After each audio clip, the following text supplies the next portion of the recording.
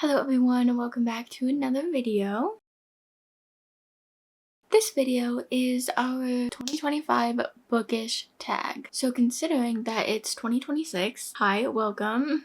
Just a little reminder. It's 26, so I wanted to give a little recap or standouts of 2025's bookish year. Now with that being said, a little update for you. I filmed this video already in entirety and it was about an hour footage and I got 9 minutes of that footage.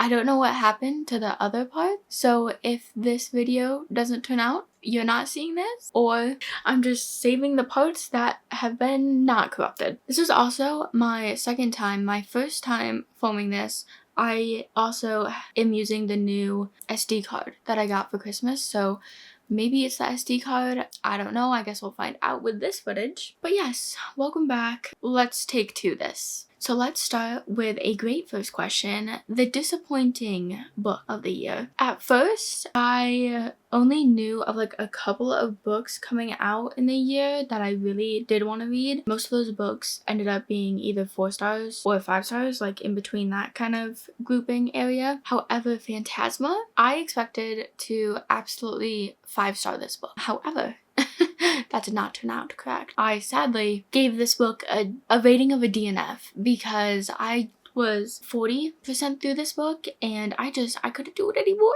I think it was on night 3 of Phantasma, wherever that lies in the book, but I just could not do it. I just could not do it. Like, there was just nothing happening, and I think that was the straw that broke the camel's back, really, as one can say. Now, I did enjoy certain parts of it, and I know that Enchantra everyone has loved more than Phantasma, so maybe I'll give that a try.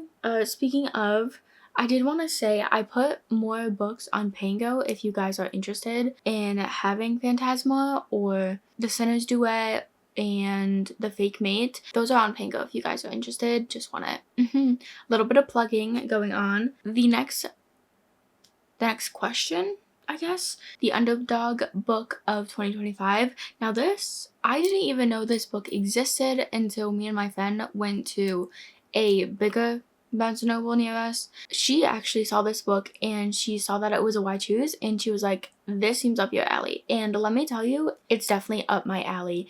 The Never List, yes.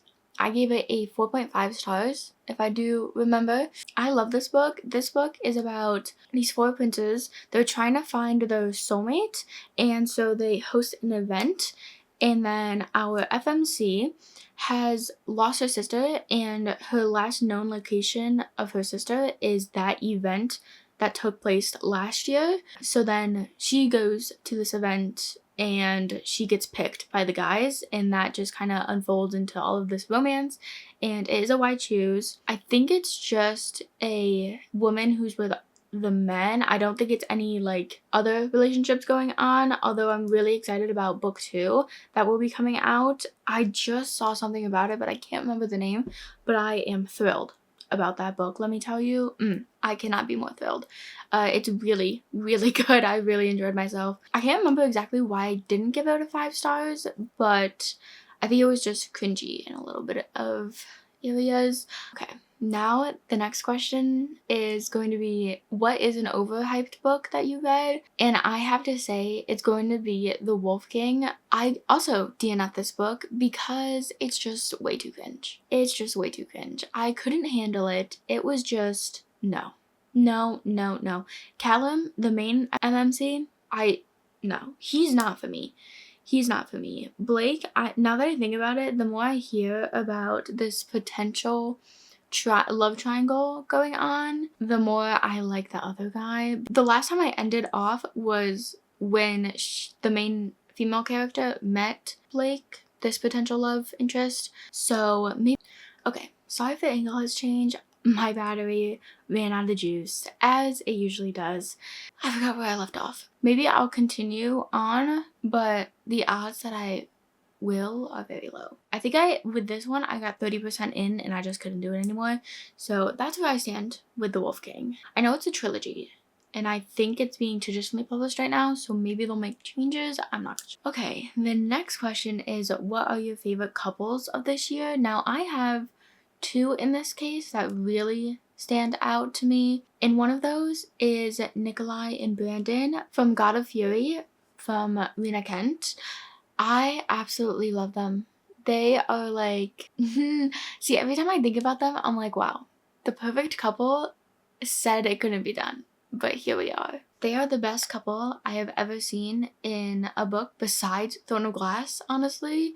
So let that be known. Actually, I think they're like third on my favorite couple ever.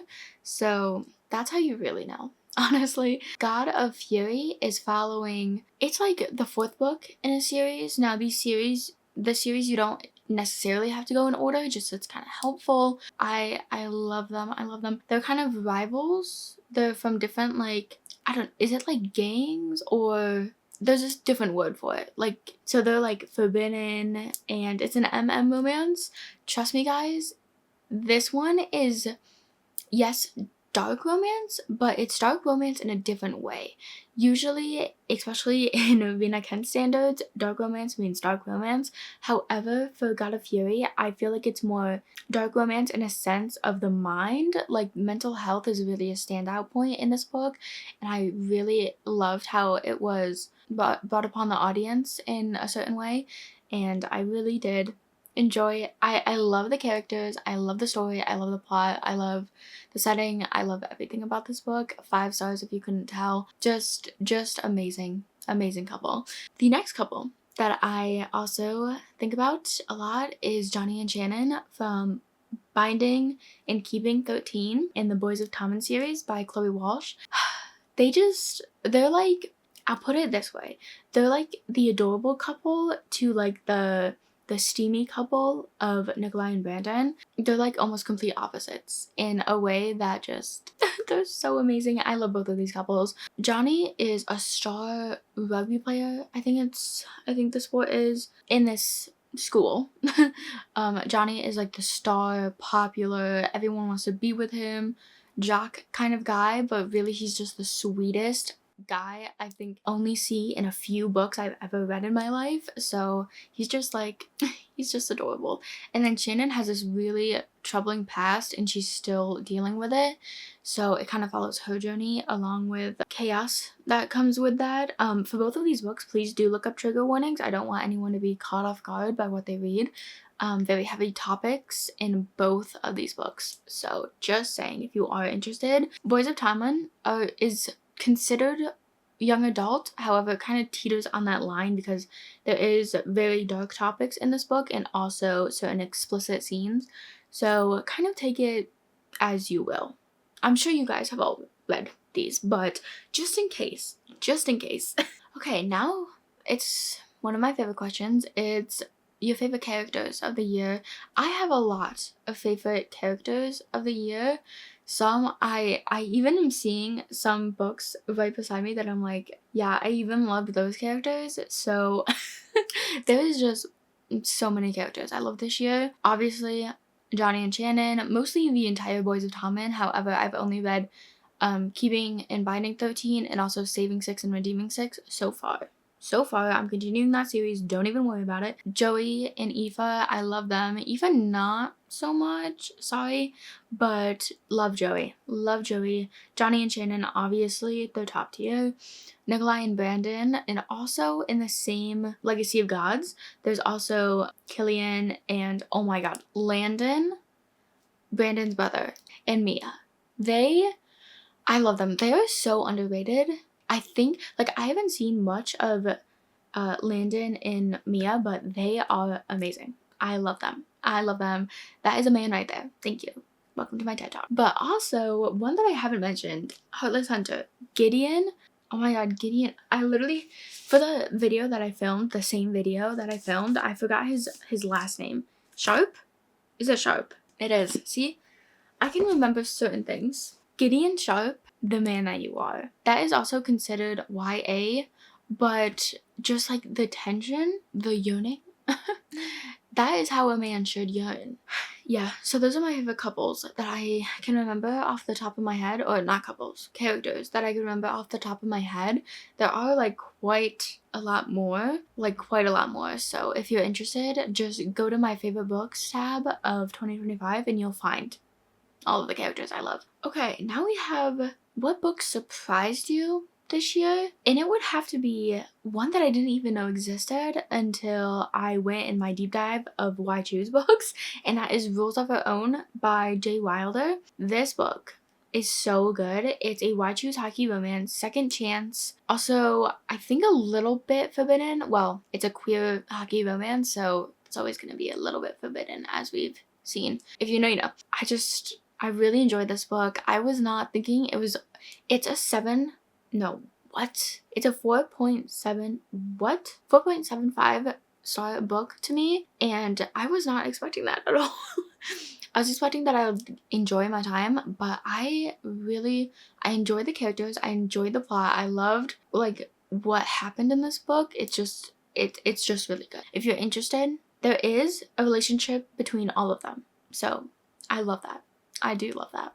Okay, next is favorite new author of 2025. I could just feel there's something on my lip. And that would, of course, have to be Rena Kent with her Legacy of Gods and the Viper series that is coming out as we speak. I really enjoyed both of these series so far by her, and I cannot wait to read her backlist and books moving forward, of course. Yeah, the more that I think about it, the more I'm like, yeah, I really do need to read every single book that she's ever written. I feel like we need more like collabs, is that the right word? Collabs with these authors, because like Brynn Weaver and Rena Kent, I would so read a book by both of them that they've written together, and also Brynn Weaver with Nevessa Allen. Y'all, that would break my mind. That would be so amazing. But another author is Chloe Walsh. Love that series. I gave almost all of those books at least a 4.5. Those two authors, yes ma'am. Question number 8 is the happiest book that you've read, and that will have to be kind of a tricky question, because what I consider the best book of this entire year for me is God of Fury. That is my one like top tier book. You can't top it. You just can't. However, this book made me extremely happy, both for the characters and for myself, because this book was a roller coaster of emotions. So it also made me sad. So it's the saddest book I've read this year, and also the happiest book I've read this year, because it just gave me all of the feels. It just made me feel every single way. The more that I look back on it, the more I wish I annotated that book. There's like 3 books right now that I have physically that I really need to annotate, and that's Wildfire, gave it 5 stars. The Inheritance Games, gave it 5 stars. And God of Fury, gave it 5 stars. They're all not annotated. Like, what was I thinking? I don't know. It's kind of confusing because it's the happiest and the saddest books I've read this year, but gave me the feels nonetheless. Most frustrating book I've read this year, I have 2 for this category. One is Wild Eyes, because I fully expected this book to be a 5 star, and I think it's currently sitting at a 2.5 star or 2.25 star right now, because it's just so far from what I expected it was gonna be. Yeah, I thought I was gonna love this book because it features a musician and also a kind of like farmer. He's a farmer, right? I think so. See, this is what happens. I cannot remember people I don't like. Not it. Weston is our main male character, and he, in the first book in the Rose Hill series, Wild Love, loved Wild Love, by the way. He is the best friend of the main character from Wild Love, and he's so funny in Wild Love, but in his own book, he's not funny at all. Like I don't know what happened. Yes, we get like his thoughts in his mind, but like you're still the same person, like, you know? Anyway, also the meet cute that they had is just so unbelievably not, like, it would not happen in real life, and that just kind of brings me out, especially for a romance. Just a romance, a plain romance, not paranormal, not fantasy, not historical, like, it's just a plain romance, and you got a crazy meet cute. I'm sorry, I cannot. And also, Skylar, our female main character, there was maybe one chapter where she was actually singing in the book, And that's it. Where's her singing career? Where is the whole plot of this book? Not a book for me, but I don't even know if I'm gonna continue this series because Elsie Silver, I really loved the Chestnut Spring series by her. Almost every book is either 3.5 or up in that series, so I don't know what's happened. I don't know. And I just don't think I'm gonna like Wild Side or Wild Card by her. I don't know. The second book for this category is going to be Face Off by Chelsea. I can't roll my R's, so it's hard to say these names. I would love to say it in the correct pronunciation. I can't. I can't. Face Off, I thought I was gonna absolutely devour this book. However, it reminded me of Mile High a little bit too much for me to love it. I did give it a 3.5. Not to fret. However, it was just way too close to Mile High for me. No, and I loved Mile High. So it was kind of hard for me to get my brain around it, but that's how that went. Lovely. I did really enjoy the aspects of this book that were unique. Like, both players are hockey players. I haven't seen that before. I loved that little addition because that is just, I obviously have not seen that before. And if there's more like it, leave them down below because I'm interested, obviously. I didn't really like the FMC. The MMC was okay. Like, I think I did end up really enjoying him, but the female main character was just not it for me, unfortunately. But it is what it is. Okay, for this question, I don't know if we want to continue, or I don't know how deep we want to get into this question, but favorite TV adaptation of this year. Now, I'm going to say adaptation, book to screen adaptation, because there's a lot of movies that came out that are also based on books this year. However, I either didn't see them or wasn't interested at all. Like, The Summer I Turned Pretty, I think I watched season 1 and then just didn't watch anything else because it just is so cringy to me. I'm sorry. I know a lot of people enjoy that series. I just don't, not for me. Max and Hall, I don't know if an adaptation necessarily, but I did watch season 1 and I will be watching season 2. I know it just came out. Not just, but like, it came out recently enough and I'm going to watch that, don't you worry. But to get into my favorite adaptation of the year is going to be Heated Rivalry, of course, because if you haven't watched it, what have you been doing? Go watch it, pause this video, and go watch it right now. It's on HBO Max. Or if you're in Canada, it's on Crave. So please, for the love of God, please go watch it. Best cinema I have ever seen in my life.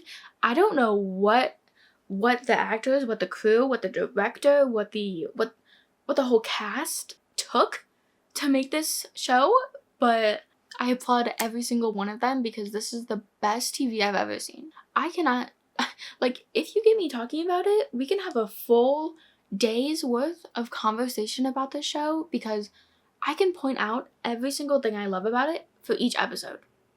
For each probably minute of the show, I'll be like, oh my god, did you know this? I'll say a random fun fact. Like, I need to calm down. I need to calm down. I've learned from talking to my parents and also talking to my friends. I did get my friends all up in this show and they also love it. So you're welcome, friends, if you're watching. Hi. And we are in fact going to rewatch it tonight. I'm forcing them to come over so we can rewatch it tonight. I everything about the show I can't get over.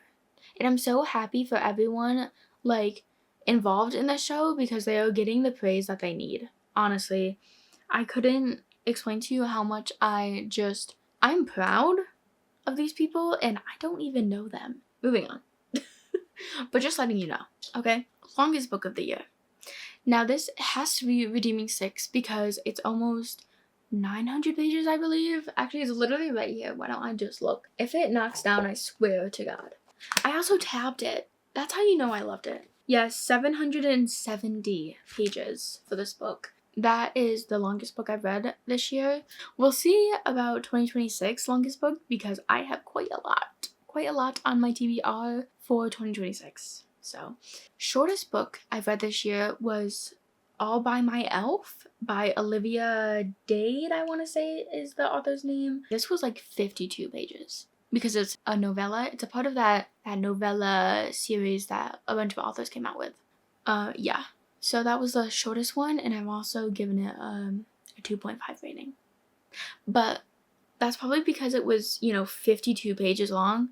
My favorite book cover of this year is going to have to be Beautiful Venom by Rena Kent. This is a part of her new Viper series that I mentioned a little bit earlier. This series follows hockey players.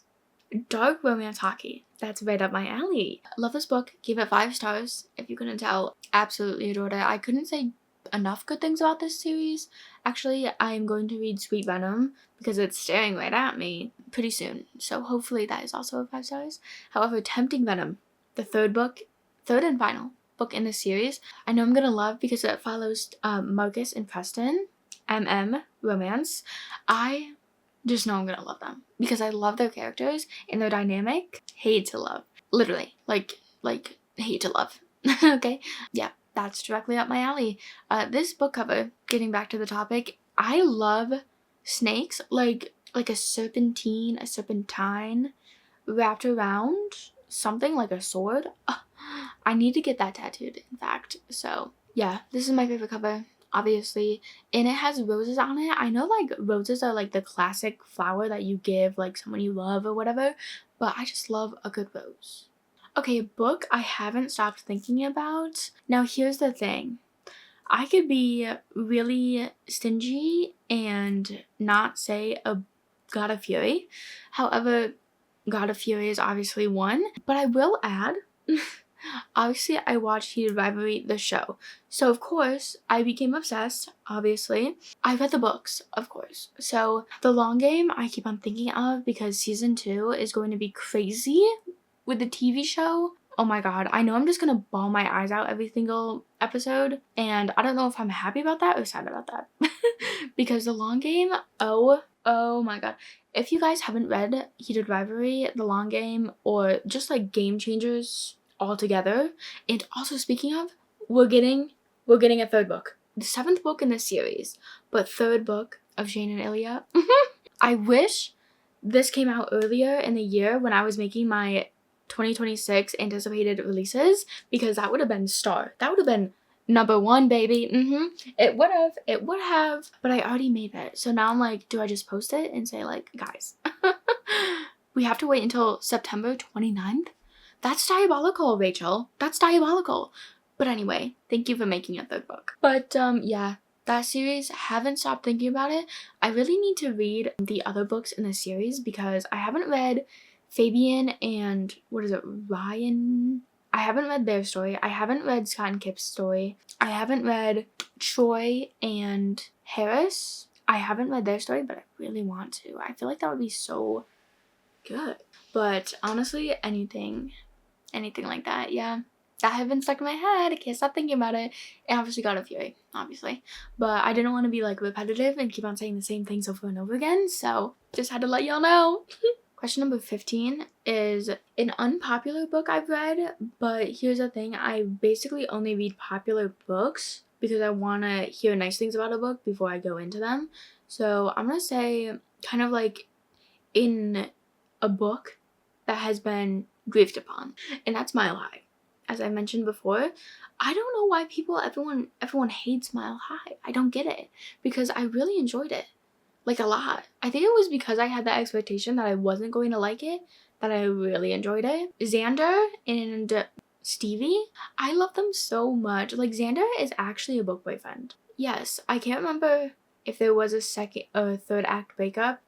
I'm sure there was. I did enjoy it, and I wasn't expecting to, so kudos to that. Okay, number 16 is your favorite quotes of this year. And I have quite a few. Basically, let's just say this. Basically, every single line from Heated Rivalry, I am going back and reading the book again for like the 4th time. And I'm going to start annotating it. I already annotated The Long Game because I love that book. There's just too many. But I do have a couple quotes from God of Fury that y'all need to hear. Okay. I don't know the page numbers because, as I said, I haven't annotated it, but I remembered these quotes. So the first one is, quote, "Even if you hate yourself, I'll love you for the both of us." End quote. Nikolai, the man you are, Nikolai. Oh my god. Another quote.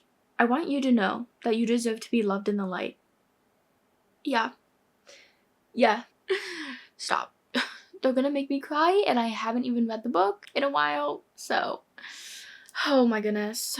Yeah, and then obviously everything in Heated Rivalry. So the next question is a book, or books in this case, that you are sad you didn't get to in 2025 but really want to in 2026.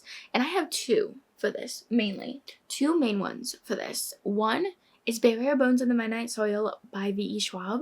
This book, I saw the Owl Crate edition and I knew I had to get it. So what did I do? You know, I went and got it. And thank God I did, because if you see this cover, hopefully the internet has a picture of this cover, but this cover is gorgeous. So obviously I had to get it, and I know that it's sapphic, and I know that it's vampires, and I know that it's like goes back in time, like it's a little historical. Not saying that it's real, obviously there's vampires, but yeah, I know I'm going to love this book, and I'm really sad I didn't get to it in 2025, but 2026 I will be getting to it, mark my words. And if I don't, the next book is Quicksilver by Kelly Hart. I do have this edition. Everyone's hating on this edition, but I really didn't like the man on the cover of the other one, so I like this edition way more. But also, I want to read Quicksilver and Brimstone, because right behind this I actually do have Brimstone as well, but I just didn't, I don't have anywhere to put her right now. I want to display them, but my shelf is a bit full at this moment. Those are the two books that I really want to read. Quicksilver, I've heard that everyone is falling in love with Kingfisher, I believe the male main character is. I don't know the female main character, funnily enough, but everyone's falling in love with her story, so I can't wait. Next is just a reflection of 2025's reading goals. So initially, I had my reading goal set for 50 in the year 2025. I did, in fact, finish my reading goal. I got to it. I actually surpassed it by like 12 books. So I read 63 or 62 something books instead of 50, and I couldn't be prouder. The fact that I even read 60 something books in a year is beyond me. If you told myself in 7th grade that I would be reading books for fun, like, she would have cackled in your face. I'm not even kidding.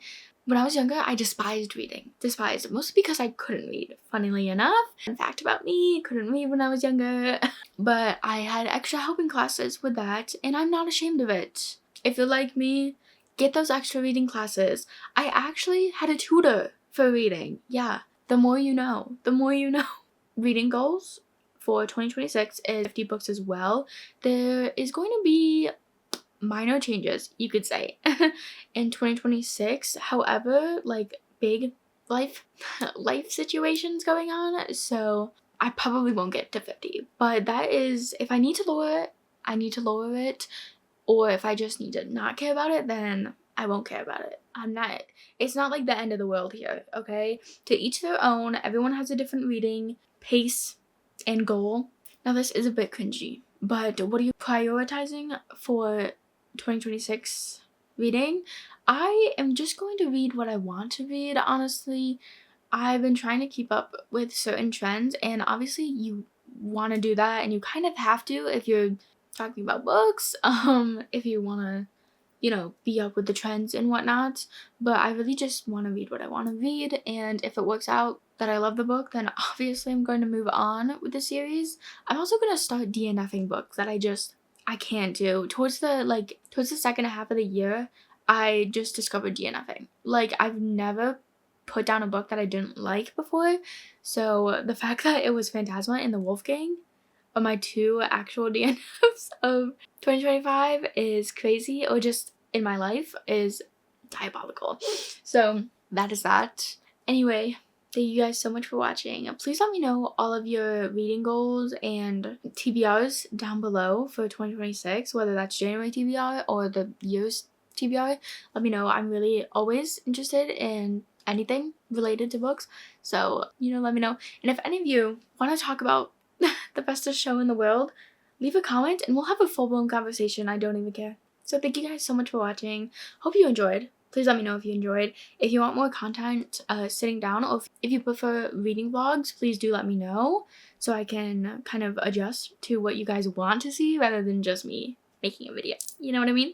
I hope you've had a wonderful 2025 and welcome to 2026. I know this is like my second video of this year already, but yeah, thank you guys for sticking around. And here's to a lovely bookish 2026. I hope to give more content to you guys. I know that I've kind of been stingy with the content, especially since I missed last Monday's upload.